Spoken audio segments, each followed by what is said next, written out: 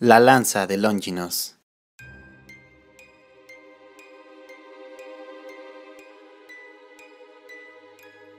Su historia está ligada a lo de los supuestos poderes que otorga quien la tiene en su poder, y que el destino parece haber querido poner en las manos de personajes como Constantino el Grande, Carlomagno o Hitler. Realmente, el tema de las reliquias constituye un capítulo especialmente sangriento en la historia del cristianismo, frente al cual la mejor postura es sin duda la escéptica. Aunque al principio los primeros cristianos no contemplaban el culto a las reliquias, con la venida del siglo IV se vencieron algunos tabúes y todo fue un alza, hasta llegar al gran apogeo de las cruzadas, o al tope que pudo suponer casos como el de Federico el Sabio, quien donó a la iglesia de Wittenberg nada menos que las 5.000 reliquias que poseía a principios del siglo XVI. En el medievo existían talleres en diversas partes del mundo cristiano, especialmente Italia, dedicados exclusivamente a la creación de reliquias, que posteriormente se vendían como auténticas e iban a parar a monasterios, iglesias, palacios, y también a los hogares de miles de creyentes que pagaban por ellas cantidades en muchos casos astronómicas. Y no era para menos, ya que la reliquia estaba impregnada de santidad y por ende, de fuerza. Eran considerados auténticos talismanes protectores, además de tener un efecto curativo sobre muchas enfermedades, por no hablar del magnetismo y poderes que podían otorgar algunos de ellos a sus poseedores. Por supuesto, existía otra poderosa razón para que las reliquias tuvieran mercado. Para cualquier comunidad que poseyera abundantes e importantes reliquias, el mantenimiento estaba garantizado, gracias a las limosnas de los fieles y a los regalos de los más pudientes.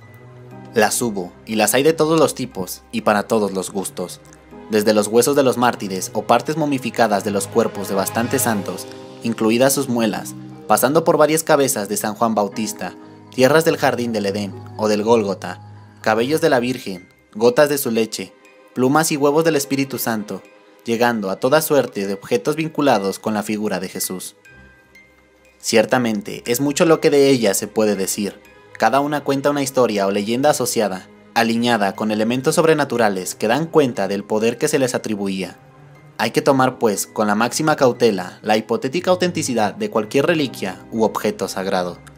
No obstante, conviene meternos ya en faena y analizar con cierto detalle una de ellas, cuya presencia a lo largo del tiempo parece haber sido determinante en épocas concretas de la historia.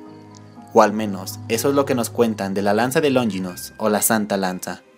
En el Evangelio de San Juan, asistimos al episodio en el que un centurión romano atraviesa con su lanza el costado de Jesús, finiquitando la pasión y haciendo posible que la profecía que aludía a que ninguno de sus huesos sería quebrado, se cumpliera.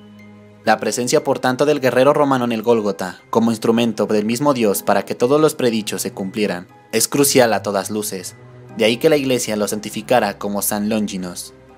Pero como comprobaremos si analizamos paralelamente la historia y simbología de otro objeto sagrado como es el Grial, la historia de Cayo Casio no puede ser narrada de forma tan sencilla, dado su importante trasfondo simbólico en el que su forma fálica se complementaría del útero recipiente griálico. Al igual que el Grial, tallado de la esmeralda caída de la frente de Lucifer, la Santa Lanza tiene asociada una historia previa a Jesús, que ya le convertía en especial, al ser forjada por el profeta Filias y pasar por las manos de algunos antiguos patriarcas cristianos antes de acabar en los evangelios. En todo caso, la versión oficial nos cuenta cómo la sangre y agua que emanaron del costado de Jesús curaron la casi ceguera que padecía Longinos, mientras que la Santa Lanza fue recogida y puesta a salvo por José de Arimatea, junto a otros objetos personales de Jesús, llegando a manos de San Mauricio, comandante de la Legión de Tebas, martirizado junto a sus 6.000 hombres por Maximiliano. De aquí, pasaría a las manos de Constantino, dándole supuestamente la victoria en la batalla de Puente Milvio contra Magencio, en las afueras de Roma. Tal y como explica Jesús Callejo, actualmente existen 4 lanzas santas censadas, la más famosa de las cuales se conserva en el Vaticano. La segunda lanza está en París, a donde fue llevada por San Luis en el siglo XIII, cuando regresó de la última cruzada de Palestina.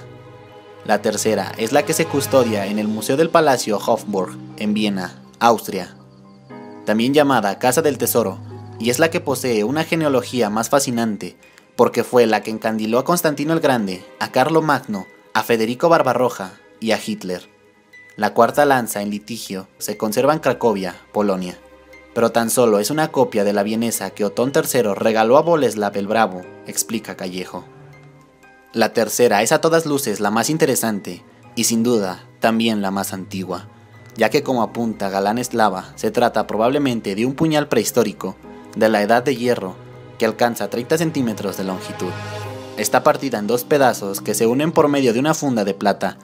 En el siglo XIII se le añadió un clavo, pretendidamente uno de los que sujetaron a Cristo en la cruz, en el fragmento correspondiente a la punta, aprovechando el canalillo central. El clavo está sujeto a la lanza con hilos de oro, plata y cobre. En el trozo del mango se observan dos diminutas cruces de oro. La reliquia se guarda en un antiguo estuche de cuero forrado interiormente de terciopelo rojo. Al parecer, esta lanza que había estado en manos de Constantino reapareció varios siglos después en poderes de personajes como Alaricio el Valiente en el 410 después de Cristo, el visigodo Teodórico en el 452 o Justiano, quienes la usaron de muy diversas maneras para ir a parar a las manos de Carlos Martel durante la batalla de Poitiers en el siglo VIII, en la que derrotó a los árabes en el 732 después de Cristo. Pasaría menos de un siglo después a las de Carlomagno, logrando esta cerca de medio centenar de victorias. De las suyas pasó como talismán a las de Enrique I el Pajarero, fundador de la Casa de Sajonia y vencedor de los polacos. De los Sajonia se transmitiría a los Hohenstaufen de Suabina, uno de cuyos miembros, Federico Barbarroja, conquistó Italia, explica Eslava. Finalmente, la historia de Heilig Lands se torna aún más apasionante cuando irrumpe en el siglo XX y termina en las manos de un esotérico como Hitler. La historia se la debemos al periodista y al exmilitar Trevor Ravenscroft, y al matemático y ocultista Walter Jonas Stein, quien, interesado en el estudio del Grial y la lanza, aseguró haber conocido a Hitler antes de la Primera Guerra Mundial.